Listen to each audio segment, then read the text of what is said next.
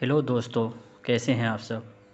आज की इस वीडियो में मैं आप लोगों को बताऊंगा उर्दू क़वायद के बारे में।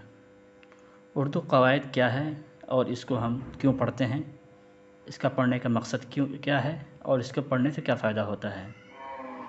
तो ये उर्दू क़वायद का सबसे पहला सबक है। तो इसमें हम सीखेंगे सबसे पहले कि क़वायद किसे कहते हैं।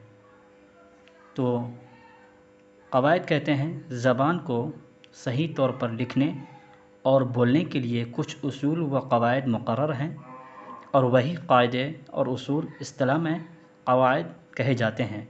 हर ज़बान का क़ायदा होता है जिसमें उसी ज़बान के उसूल बयान किए जाते हैं। फ़ारसी ज़बान में फ़ारसी क़वायद के उसूल और क़ायदे, और उर्दू ज़बान में उर्दू ज़बान के उसूल व क़ायदे बयान किए जाते हैं। क़वायद पढ़ने का मकसद क्या है तो उसको बताते हैं आगे। क़वायद पढ़ने का मकसद ज़बान को सही लिखना और बोलना है। यानी जब हम क़वायद को अच्छी तरह सीख लेते हैं तो हमको उस ज़बान को लिखना और पढ़ना अच्छी तरह आ जाता है। लिहाजा ज़बान को सही लिखने और बोलने के लिए क़वायद का सीखना ज़रूरी है।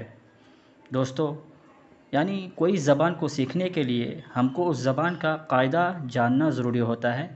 यानी उस ज़बान के क्या क़वायद हैं उसको जानना हमारे लिए बहुत ही ज़रूरी है और लाजिम है। उर्दू ज़बान में हम उर्दू को सीखने के लिए उर्दू क़वायद को पढ़ते हैं।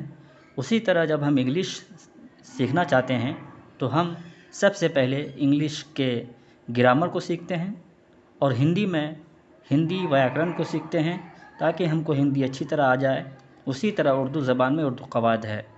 तो क़वायद की तारीफ़ मैंने आपके सामने पेश किया, और उसके पढ़ने का क्या फ़ायदा है मैंने वो भी बताया।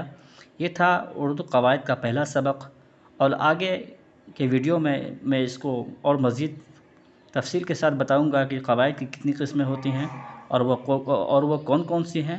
हर एक की तफ़सील एक एक करके बयान करूंगा। आज के वीडियो में बस इतना ही काफ़ी। दोस्तों, आपको ये वीडियो कैसा लगा कमेंट बॉक्स में ज़रूर बताएं। अगर वीडियो पसंद आए तो प्लीज़ मेरे वीडियो को लाइक, सब्सक्राइब और शेयर ज़रूर करें। शुक्रिया।